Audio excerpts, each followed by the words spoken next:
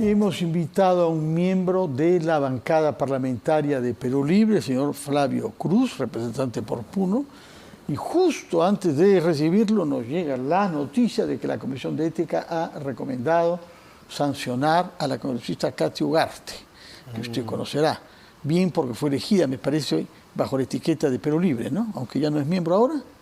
Sí, yo estaba siguiendo por la tarde la sesión, el debate, luego para trasladarnos aquí dejamos de verlo y sí, efectivamente ingresó con Perú Libre, pero ella era representante del grupo sindical del profesor Pedro Castillo, es la propuesta del profesor Pedro Castillo. Bloque magisterial, ¿no? Ahora llamado Bloque Magisterial, pero creo que ella tampoco está ahí, se fue para Podemos, me parece. Tuvieron algunos inconvenientes internos en la bancada. ¿Y qué es lo que se le reprocha de acuerdo a lo que usted llegó a ver de la Comisión de Ética? Porque la Comisión de Ética se le reprocha haber blindado en muchos casos. No sabemos total cómo va a acabar esto, pero sí, aparentemente en este caso hay pruebas bien sólidas, ¿no? Yo estuve 2 años en la Comisión de Ética, porque por reglamento uno tiene que estar 2 años en esa comisión, no puedes moverte, ¿no? Ella considera que es injusto toda la denuncia que le hacen, pero aparentemente ahí yo creo que también el tema es mediático. Ven que efectivamente habría recortado, digamos, los salarios y despedido además a una trabajadora, ¿no? Esas son las imputaciones que se le hacen, ¿no? Y usted sabe que estamos en un espacio totalmente político donde las decisiones muchas veces se toman porque ya el tema está bastante estigmatizado, porque hay una consigna, ¿no? Y al parecer creo que la presión mediática estaba dominando más en el escenario. Pero más allá de la presión mediática, un hombre como usted que analiza las cosas con una voluntad de objetividad y sobre todo de justicia hacia los trabajadores, porque la izquierda aparece para eso, ¿no? Para defender los derechos de los trabajadores. En este caso, ¿puede haber algo más, permítame la palabra, repugnante, que un hombre con poder se beneficie económicamente de algo que perjudica a las personas que trabajan para él? De hecho que sí, incluso a nosotros nos llaman la bancada de los trabajadores, sí. Y obviamente estamos en esa línea. Si hay una afectación directa, abusiva, ilegal contra los trabajadores, eso debe sancionarse, ya sea en el plano político como es este, o también se ventilará en el plano judicial, ¿no? Si llegase a sus manos el día que esto llegue al Pleno, un informe contundente sobre los hechos cometidos por la señora Ugarte, ¿usted votaría a favor de la sanción? Es un tema que todavía no lo hemos abordado, de hecho que sí vamos a verlo, si hay razones suficientes, como decía, en la línea de la protección y el respeto a un vínculo laboral, en este caso un trabajador contratado, no importa sea nombrado o contratado, eso es igual, ya obviamente seguramente aprobamos porque se vote a favor, ¿no?, del informe, ¿no? Si no fuera así, bueno, vamos a ver, yo, como le digo, estoy al margen de esta comisión, no conozco los entretelones. Pero en principio, si alguien fuerza a sus trabajadores a desprenderse de una parte de su remuneración en beneficio de la jefa, usted pediría que se le sancione. Lógicamente que sí, bueno, claro. La defensa de los trabajadores eso debe primar siempre. La situación el respeto de sus relaciones laborales. Contraria. ¿No? Los congresistas, que son los que deciden en el Parlamento, son los jefes en un sentido lato, se han aumentado las remuneraciones de manera considerable en la situación de crisis que vivimos. Y ustedes andan lamentando la situación de tantos peruanos que han perdido el empleo, que no tienen inseguridad alimentaria. Ahora, se dice que este aumento de la remuneración, de los ingresos, viene a pedido de los voceros. ¿Será posible que el vocero de Perú Libre haya respaldado este aumento? No creo. Acabo de escuchar por la tarde una declaración de mi vocera, rechazando, ¿no? ¿Que es quién ahora? Margot Palacios. Margot Palacios. Ella rechaza eso. Ahí pueden revisar si no, entiendo que ese es el pronunciamiento personal, digamos, en todo caso. Entiendo que es la postura que ella va a mantener en las reuniones que tenemos normalmente los lunes por las noches. Y es que no conocíamos cuáles son las razones en sí, cuando se trató el tema, de pronto salió la información y bueno, se está dando el tema, ha sido bastante discutido durante todo el día, ¿no? Obviamente generará una percepción distinta, quizá enojosa en la población también, ¿no? Usted sostiene que no le parece verosímil que la vocera de Perú Libre, Margot Palacios, haya participado de esta solicitud, puesto que se está oponiendo a ella ahora. A ver, no he tenido espacio para comunicarme con ella, pero yo escuché una declaración donde está asumiendo una postura, ella es nuestra representante, obviamente. En la Junta de Portavoces. En la Junta de Portavoces, pero ha hecho una declaración periodística, ¿no? Manifestando que rechazaba, ¿no? esta medida. Pero, como le digo, eso nos informará en la reunión y ahí lo abordaremos nosotros y que sabremos cuáles son las razones de por qué, porque el Parlamento tiene una dinámica respecto a los bonos, respecto a bastante generosa los aumentos, respecto a inversiones. El bono de 10.000 soles a fines del año pasado. Ese fue el único bono que recibimos. Menos mal que sea el único. Para aclarar siempre, porque algunos confunden que hubo varios bonos. Hubo varios bonos, pero para los trabajadores, no para los congresistas. Pero ustedes, cuando hubo bono, fue de casi 10.000 soles. Ahora, hemos escuchado declaraciones de Kelly Portalatino favorables a este ingreso añadido y también del señor Waldemar Cerrón.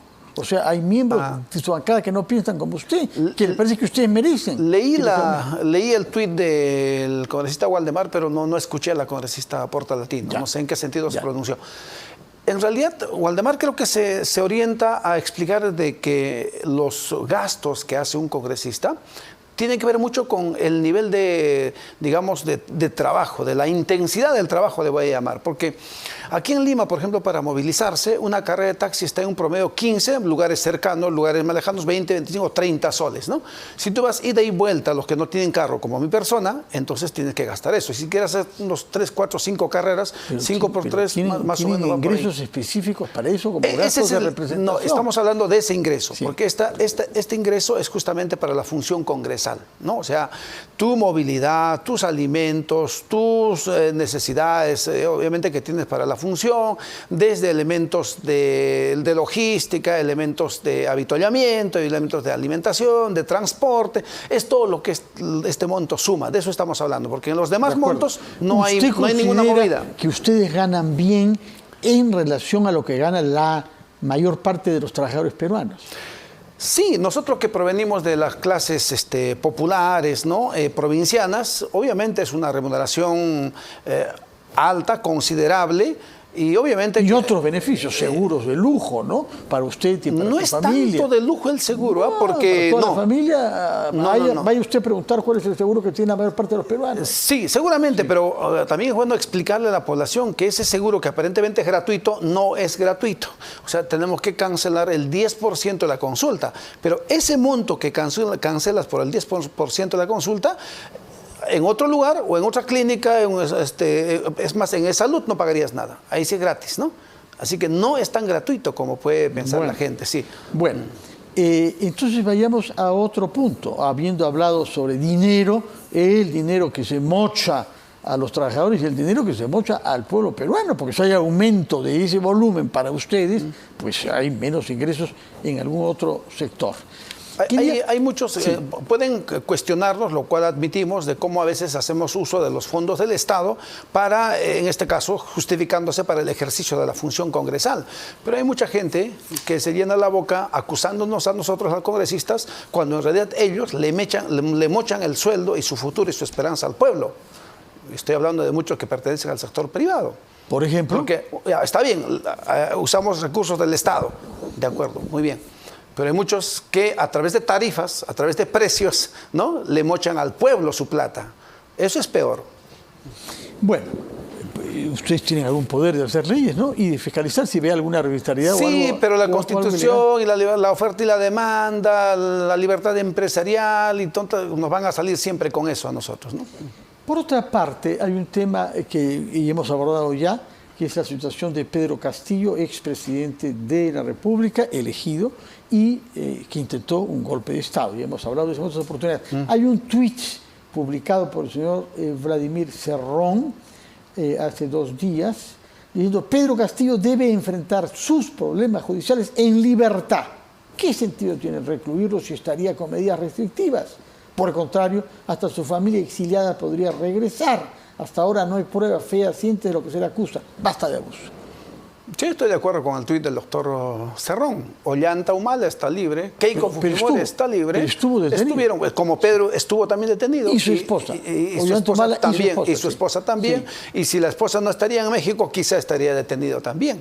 Y entonces, ¿por qué no sigue su proceso en libertad?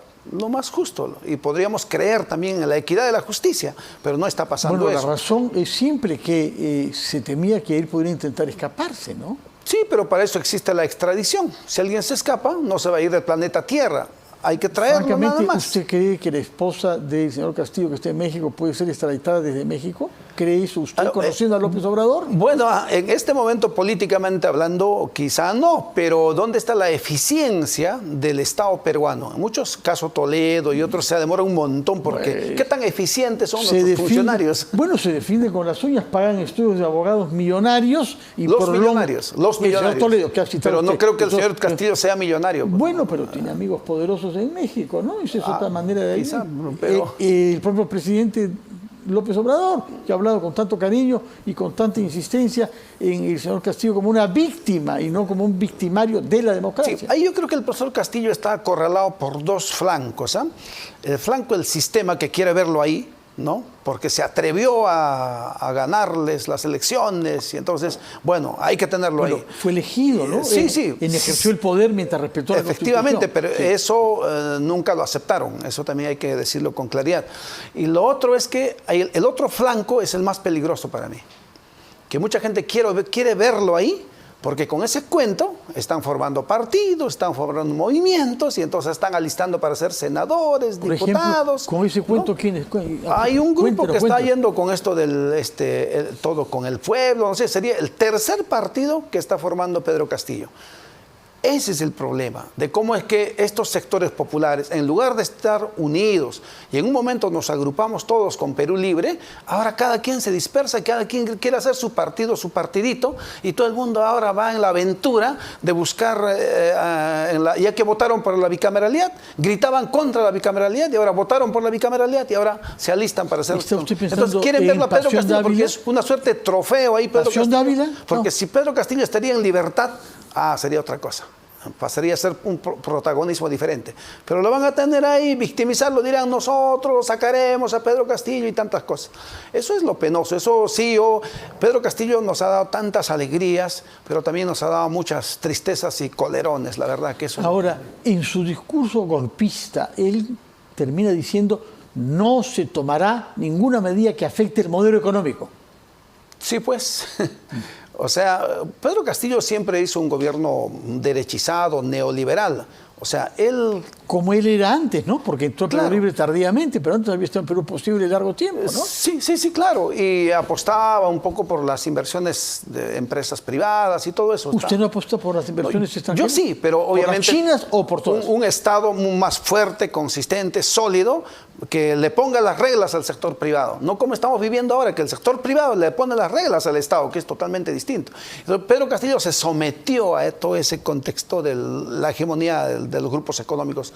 Y creo que ahí no hizo un gobierno de izquierda. Pues. ¿Hicieron bien en querer expulsarlo? Cosa que no hicieron porque le dieron la oportunidad de que renuncie.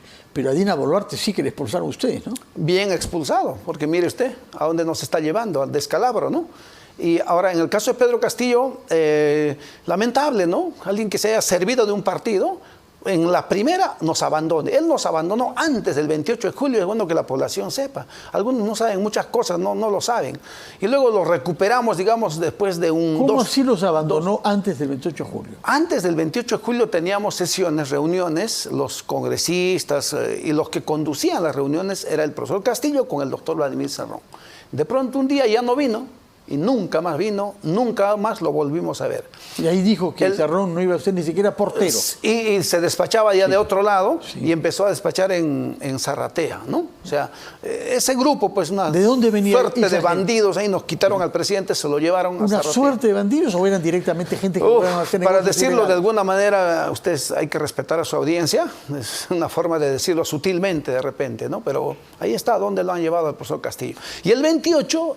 Permítame confesarle algo, un sentimiento de querer llegar al Palacio de Gobierno, abrir las puertas del Palacio de Gobierno, de par en par y decir, tanto peleamos por esta victoria, ahora vamos a gobernar a favor del pueblo y entrar al Palacio de Gobierno.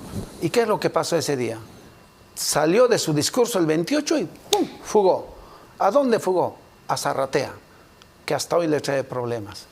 Y nosotros que luchamos tanto por conquistar Palacio, no lo hicimos. Recuerde usted que por tanta crítica fue a Palacio. No, estaba gobernando desde Zarratea los primeros días. ¿Y por qué si usted tiene esos sentimientos, sí, conoce estas cosas, imaginamos que conoce mucho más, que no nos va a querer contar ahora todo, ¿por qué Vladimir Cerrón lo defiende de esta manera? Es un tema ya por una postura ideológica, ¿no? De clase, va por ahí. ¿Le cuento un hito más? Por favor. Que nadie la sabe. A ver, señor. Quizás en su tierra natal, en el día profundo, ¿lo saben ahí quizás? No. Tampoco. Nadie la sabe. El día 28, que hubo después de la juramentación, y se fue, en lugar de Palacio, se fue a Zarratea, y nosotros queríamos en Palacio, ¿ya? Como todo, quizá provinciano, entrar a Palacio y quizá almorzar en Palacio. Una cosa anecdótica. Pero no hubo eso, porque se fue para Zarratea, ahí no había nada. Pero luego nos enteramos que sí había un almuerzo. ¿Y dónde era el almuerzo? En San Borja y en el centro de convenciones. Nosotros tomamos un taxi, nos fuimos en grupos, ¿no? Pequeños. Y cuando llegamos a San Borja, al lugar donde estaban todos, había bastante gente, bastantes mesas, bastantes mozos, y no se va a imaginar quiénes no podíamos ingresar a ese almuerzo. Los congresistas. Los congresistas de Perú Libre. Bueno. Señor, ninguno estaba invitado. Y entiendo, disculpe usted aún menos, por qué su líder, el doctor Vladimir Cerrón, prófugo de la justicia, hay que decirlo, sigue defendiendo y pidiendo que se le juzgue en libertad a alguien que se comporte de esa manera. Podríamos confiar difícilmente que no se quiera dar a la fuga con las facilidades que tenía. No, él va a enfrentar en su momento. Ahorita la coyuntura no ayuda tampoco. Usted está viendo que el sistema de justicia está en sus broncas internas. Cuando sucedió ese comportamiento despectivo y descortés de los congresistas, ¿cómo reaccionaron ustedes? Imagínense, comprendimos que bueno, quizá no hubo presupuesto, quizá no, pasó algo. No cuente tanto esto porque va a parecer una persona ingenua usted. Que no, de ninguna manera. Bueno. Pero hay anécdotas que terminan explicando ciertas cosas, ¿no? Bueno, lamentablemente. Y nosotros nunca se lo expresamos tampoco eso, o sea, porque era nuestro presidente, ¿no? En ese momento asumió un liderazgo de Perú Libre, ¿no? Y del gobierno, ¿no?